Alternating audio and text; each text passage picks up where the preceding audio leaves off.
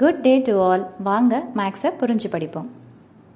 NCERT syllabus 9th standard chapter 7 ட்ரையாங்கிள்ஸில் exercise 7.4ல் second sum என்னென்னு பார்த்தீங்கன்னா ஒரு டயக்ராம் கொடுத்துருக்குறாங்க. அந்த ட்ரையாங்கிள் பார்த்தீங்கன்னா ஏபிசி, அதோடைய சைட்ஸ் ஏபியும் ஏசியும் பீன்ற பாயிண்ட்டுக்கும் கியூன்ற பாயிண்ட்டுக்கும் எக்ஸ்டெண்ட் ஆகுது அப்படின்னு சொல்லிட்டு சொல்கிறாங்க.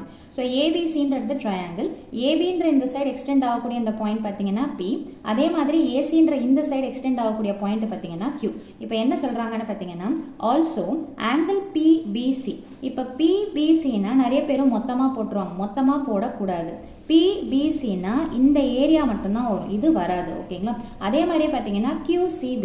ஸோ QCBனா இப்படி ஃபுல்லாக போட்டுறக்கூடாது, இது மட்டும்தான்.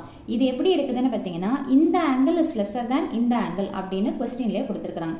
என்ன ப்ரூவ் பண்ணணும்னு பார்த்தீங்கன்னா ஏசின்ற இந்த சைடு இருக்குது இல்லைங்களா, இந்த சைடு பார்த்தீங்கன்னா இந்த சைடை விட பெருசாக இருக்குது அப்படின்னு சொல்லிட்டு நம்ம ப்ரூவ் பண்ணணும்.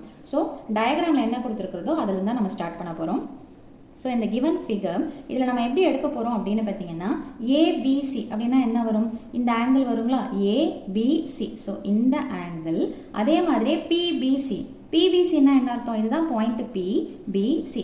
ஸோ இந்த ஆங்கிள். ஸோ இதையும் சேர்த்தா என்ன வரும்னு பார்த்தீங்கன்னா உங்களுக்கு இப்படி இருக்குதுங்களா.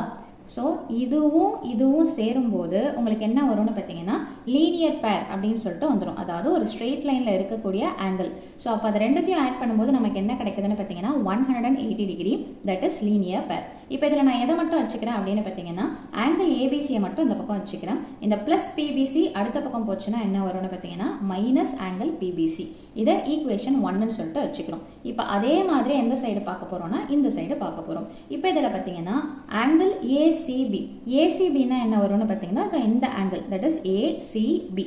இந்த ஆங்கிளும் QCB இந்த ஆங்கிளும். ஸோ அப்போ இது ரெண்டும் திரும்ப பார்த்தீங்கன்னா இது ஆங்கிள், அதே மாதிரியே பார்த்தீங்கன்னா எக்ஸ்டெண்ட் ஆகுறதுனால இந்த ஆங்கிள். ஸோ இதுவும் எப்படி வருதுன்னு பார்த்தீங்கன்னா லீனியர் பேர் மாதிரி வரதுனால இதை ரெண்டுத்தையும் ஆட் பண்ணாலும் உங்களுக்கு என்ன கிடைக்கும்னு பார்த்தீங்கன்னா 180 டிகிரி. இதுலேயும் பார்த்தீங்கன்னா இந்த QCBயை மட்டும் ஆப்போசிட் சைடில் எடுத்துகிட்டு போகிறோம். காரணம் என்னென்னு பார்த்தீங்கன்னா கொஸ்டினில் இது ரிலேட்டடாக இருக்கக்கூடிய ஆங்கிளை நம்ம ஆப்போசிட் சைடில் எடுத்துகிட்டு போகும்போது தான் நமக்கு சொல்யூஷன் ப்ரொசீட் ஆகும். ஸோ அப்போது ப்ளஸ்ன்றது இந்த பக்கம் வந்துருச்சுன்னா மைனஸ். ஸோ ஈக்குவேஷன் 1 ஈக்குவேஷன் 2 கண்டுபிடிச்சாச்சு. இப்போ என்ன அப்படின்னு பார்த்தீங்கன்னா ஸோ ஃபஸ்ட்டு என்ன சொல்கிறாங்கன்னா கொஸ்டினில் கொடுத்துருக்கிறத நம்ம எடுத்து எழுத போகிறோம். கிவன் என்னென்னு பார்த்தீங்கன்னா angle BBC is lesser than angle QCB. இப்போது நம்ம என்ன சொல்லணும் அப்படின்னு பார்த்தீங்கன்னா ஃபஸ்ட்டு இதை சிம்பிளாக மாற்ற போகிறோம். அப்படின்னா இது ப்ளஸ்ன்னா ஏன் மாற்றுறோம் அப்படின்னு பார்த்தீங்கன்னா இந்த இடத்துல ஈக்குவேஷன் 1ம் சரி 2ம் சரி பிபிசிக்கு முன்னாடி என்ன இருக்குதுன்னு பார்த்தீங்கன்னா மைனஸ், ஆனால் இங்கே என்ன இருக்குது பாசிட்டிவ், தட் இஸ் கொஸ்டினில் கொடுத்துருக்கிறது. அதே மாதிரி QCBக்கு முன்னாடி என்ன இருக்குதுன்னு பார்த்தீங்கன்னா மைனஸ், ஆனால் நம்ம கொஸ்டினில் கொடுத்துருக்கிறது பாசிட்டிவாக இருக்கிறதுனால இந்த இடத்துல ஒரு ஸ்டெப்பை நம்ம சேர்த்துக்கலாம். அதாவது த்ரூ அவுட்டாக சிம்பிளை மாற்றும் போது மைனஸ் ஆங்கிள் பிபிசி இந்த லெஸ்ஸர் தேன் என்னவா மாறிடும்னு பார்த்தீங்கன்னா greater than minus angle QCB. இதை டைரெக்டாக எடுத்து போட்டிருக்கிறேன், அப்படி இல்லைனா இந்த ஸ்டெப்பை போட்டுட்டு போடுங்க. இப்போ நான் என்ன பண்ணுறேன்னா இந்த ஸ்டெப்புக்கு அப்புறமா ரெண்டு பக்கமும் 180 சேர்க்குறேன். ஸோ ரெண்டு பக்கமும் ஒரு கான்செப்ட், இது இன்இக்வாலிட்டின்னு சொல்லிட்டு சொல்லுவோம். ரெண்டு பக்கமும் ஒரே கான்செப்டை செய்யும்போது லாஜிக்கலாக அது கரெக்டாக தான் இருக்கும். ஸோ அப்போ 180 இந்த பக்கமும் நம்ம என்ன பண்ணுறோம்னு பார்த்தீங்கன்னா ஆட் பண்ணிக்கிறோம். ஸோ அடுத்தது பார்த்தீங்கன்னா 180 மைனஸ் ஆங்கிள் பிபிசி, அதை நம்ம ஃபஸ்ட் ஈக்குவேஷனில் என்னென்னு வச்சுருக்கிறோம் ஆங்கிள் ஏபிசி. அப்போ இதுக்கு பதிலாக ஆங்கிள் ஏபிசின்னு வச்சுக்கலாம், இஸ் கிரேட்டர் தேன். திரும்ப இது எதோட ஈக்குவேஷன் இருக்குதுன்னு பார்த்தீங்கன்னா second equation, that is angle ACB. ஓகேங்களா? ஸோ இது எதனால் வருதுன்னு பார்த்தீங்கன்னா ஃப்ரம் ஈக்குவேஷன் 1 and 2. இப்போ ABCன்னா எந்த ஆங்கிள் அப்படின்னு பார்த்தீங்கன்னா இப்போ இந்த ட்ரையாங்கிள் இருக்குதுங்களா. So this is ABC. இப்போ ABCன்னா இந்த ஆங்கிள் எப்படி இருக்குதாம், ACBன்ற இந்த ஆங்கிளை விட பெருசாக இருக்குது அப்படின்னு சொல்லிட்டு சொல்கிறாங்க.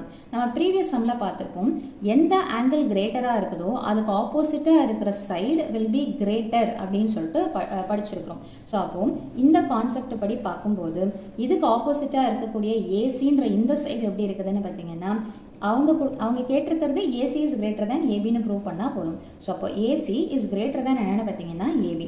ரீசன் என்னென்னு பார்த்தீங்கன்னா side opposite to the longer angle is larger அப்படின்ற ரீசன் எடுத்து எழுதணும். ஸோ அவ்வளோதான் இந்த சம்மோட சொல்யூஷன். மீண்டும் அடுத்த பதிவில் வேறொரு சம்மோட சந்திக்கிறேன். வீடியோ பயனுள்ளதாக இருந்ததுன்னா மறக்காமல் லைக் பண்ணுங்கள், ஷேர் பண்ணுங்கள், சப்ஸ்கிரைப் பண்ணுங்கள். தேங்க்யூ.